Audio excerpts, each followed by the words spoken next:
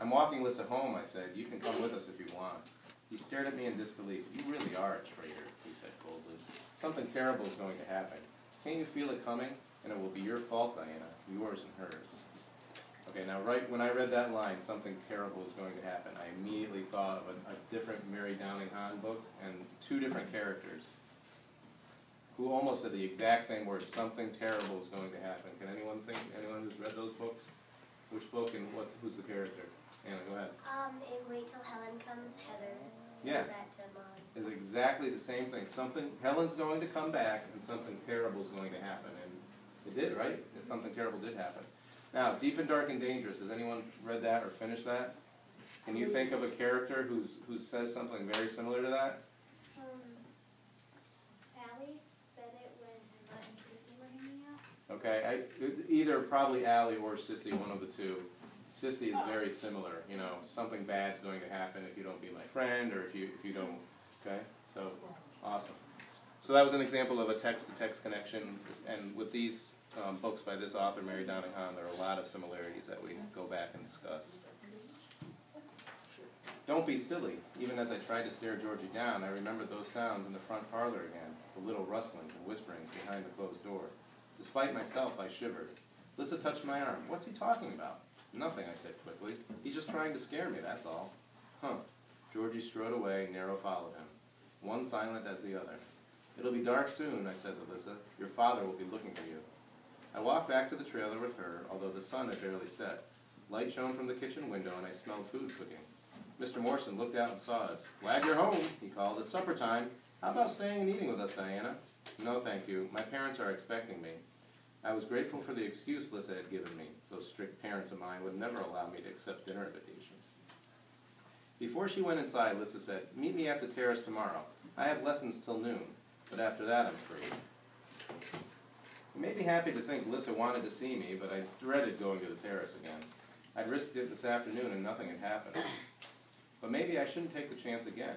We can't just meet here, I asked. Why can't we just meet here, I asked her. Oh, come on, Diana. Lissa gave my braid a playful tug. Your parents will never know you went near the house. I'll see you there at 2, okay? Without waiting for an answer, she ran up the steps. The door banged shut behind her, and Macduff barked once, a kind of greeting. Without Lissa, the evening was empty, the dusk damp and cold. What is Diana doing to Lissa, though, with her friendship? She's kind of getting off on the wrong foot with what she tells Lissa, and what's a bad thing that she's doing here? She's lying. She's lying to her. How's she lying to her? How's she lying to her? She's telling Lissa that, oh, my parents are expecting me, my parents don't really allow me to do this or that, and really, she doesn't have any parents. Right. She's living alone with Georgie in the woods. Right. So another underlying theme there is dishonesty. That's really throughout the whole book, on especially Diana's part and Georgie. They are almost pretending to be people that they aren't. I lingered in the shadows by the kitchen and watched Lissa and her dad move around, laughing and talking. I wished I were inside with them, helping set the table, joining in their conversation, sitting down with them in the lamplight. The aroma of tomato sauce drifted outside, rich with oregano and garlic.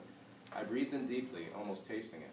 Most of the time I was happy not to have to bother with food, but tonight I hungered for a mouthful of pasta, steaming hot, drowned in sauce, dusted with Parmesan. Sadly, I turned my back on the steamy kitchen window and trudged across the field toward the woods. The crickets chirped in the weeds. Every night there were fewer of them. Winter was coming. We'd already had frost. Soon their voices would be silenced. It was a sad time of year. Why is it sad? Why is it going to be a sad time of the year? How are they going to live?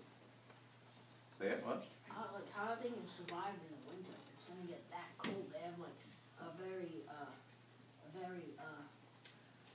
scarce amount of clothing. Scarce amount of clothing. What else is low in supply for them? Not just clothing. Food.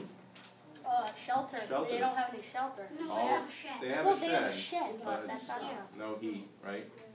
Okay, so another example of societal problems in society, people who don't have food or shelter, kind of like homeless people. All right, a fox barked nearby, the vixen, I suppose, warning the kits I was coming. The albino deer leapt into the woods ahead of me, his antlered head high. The does followed, their necks extended, their tails white flags in the darkness. By the time I reached the shed, Georgie was already asleep, burrowed deep in his blankets. narrowed beside him.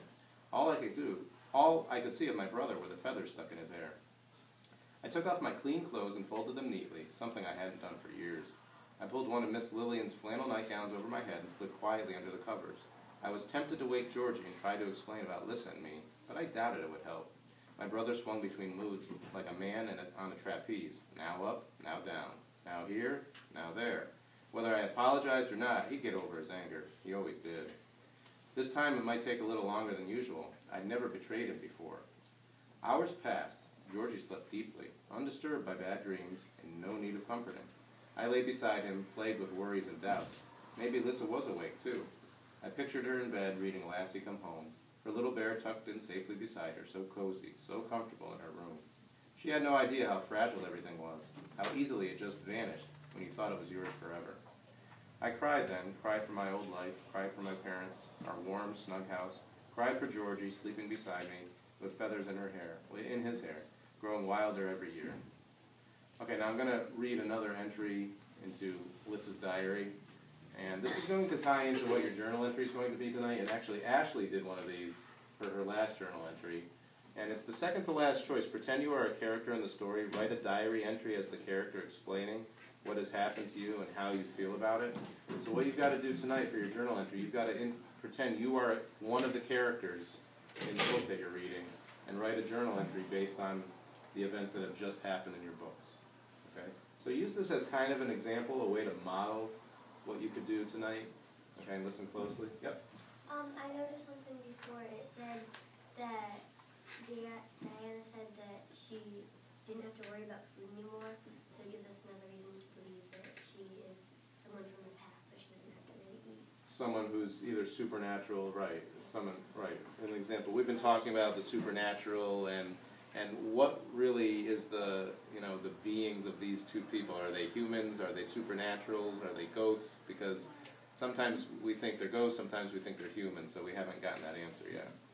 And then for the journal entry that we're going to do tonight, we're just tying that directly into the journal entry that one of the main characters makes in the book, so we're going to try to model it after that.